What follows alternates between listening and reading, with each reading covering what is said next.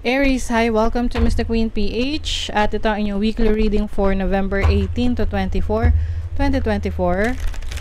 If you're interested in private readings, meron tayong promo ngayong November, 25% discount sa mga tarot reading services. So, meron tayong link sa description at sa pinned comment. Paki-check nyo na lang yung information kung paano mag-book for a private reading. Okay, let's see. Aries, weekly energies for you ngayong week na to, November 18 to 24. Okay, harvest, ayan. So meron kang aanihin, mga tinanim mo, maaring yung mga ine-expect mo na darating, makukuha mo na dahil sa pinaghirapan mo, makukuha mo na ngayong week na to. So example, bonus, 'di ba? Ayan, performance bonus, Christmas bonus, or yung resulta ng mga pinaghirapan mo. Like for example, may business ka, nakikita mo na pumipick up na yung business mo, maganda yung takbo ng sales, no? Oo, yung income. Ayan. So let's see what else for Aries this week, November 18 to 24. You have the 7 of Swords, the Chariot. Pay attention, no, sa mga pagkakatiwalaan mo, kasi maaring meron dito na mag-take advantage sa'yo, lalo na mabait ka sa kanya or parang hindi ka ganun kahigpit sa kanya. Pwedeng tauhan mo to or pwedeng katrabaho mo. Meron ditong meron kang kunyari na supporter pero hindi naman talaga siya nagsusupport sa'yo. Example, kaibigan na nakikita niya, sinasabi niya sa'yo na masaya siya sa success na na-achieve mo kasi you have the Chariot so this is about success. Things are doing well for you. So maaring itong person na to sinasabi sa'yo na masaya siya for you, but somehow merong halong jealousy or parang wishing na mag-fail ka. Alam mo yon. So with the 8 of Cups, pwedeng nakikita ko dito merong tao na will try to walk away from your life or maaring ikaw yung aalis sa situation na yan. Merong mga pipigil sa'yo pero I think hindi ka na magpapapigil. For example, sa trabaho. Na-realize mo na sa trabaho tinitake advantage ka lang ng boss mo or mga katrabaho mo, parang pinapasa sa iyo yung trabaho, things are toxic na, yung working environment mo unhealthy na, tapos you decided na mag-resign or umalis na sa trabaho. So merong mga taong pipigil sa iyo, pwedeng boss mo or sino man, na i-discourage ka.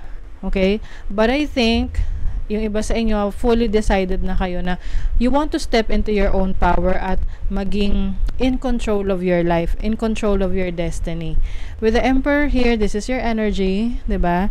Merong leadership role sa inyo, maaring literal na may promotion sa ibang company or sa ibang career path na tatahakin mo, or meron kang ibang plano para sa sarili mo na kung saan ikaw yung magli-lead, ikaw yung mamamayagpag, ikaw yung may control, okay? So I think somehow medyo magsa-struggle ka sa una, pero kung talagang gustong-gusto mo to, definitely you will overcome any challenges. Okay? So ayun lang, medyo mag-ingat lang sa mga pagkakatiwalaan mo, lalo na kung may mga plano ka, wag mo muna ipagsabi, 'di ba? Ano mang plano 'yan, halimbawa plano mong mag-resign, baka mamaya unahan ka pa ng pinagsabihan mo, tapos alam na ng boss mo yung mga plano mo, tapos alam mo 'yon, parang siraan ka pa sa work, 'di ba? So kumbaga, kung ano man yung mga plans mo, just keep it to yourself, kasi advantage mo 'yan no, na alam mo, ikaw lang nakakaalam ng mga gusto mong gawin moving forward. Yan yung parang magiging alas mo na ikaw lang ang nakakaalam. Let's see what else for Aries. Okay. Heart. Okay. So this is romance. Oh, pwedeng you will also focus on your romantic relationship if you're connecting with someone. Yung iba naman sa inyo, this is self-love, self-care. Oo. Loving yourself is where it should start. O yun. So, unahin mong mahalin ang sarili mo para mas magkaroon ng direksyon ng buhay mo. Kasi minsan, nakapokus tayo sa ibang tao na nakakalimutan na natin yung sarili natin. May fox. Nako, Aries, talagang pay attention sa mga red flags around you kasi someone may try to deceive you. Maaring merong mag-try naman loko sa'yo or alam mo na may itago sa'yo for their own benefit. Okay? So, pay attention. Yung mga, yung intention ng ibang tao sa'yo. Okay? So, you have energy ng child. This is about innocence. This is joy. Embracing a fresh start. Yes. So, merong brand new start, new beginning for you this week. Pwedeng iba sa inyo, itong new beginnings na to, ito yung mga ipupurso mo na.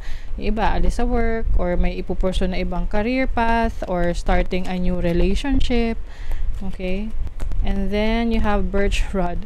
So, this is about quarrel. So, yun nga, maaring ma-open up kung sino tong taong to na merong hindi magandang intentions towards you or may cheating or merong alam mo yung panloloko, hindi honest sa'yo. So, eventually, you will know who this person is. So, at least malalaman mo kung sino to. And, syempre, maiiwasan mo. Maiiwasan mo na tong taong to. Oo.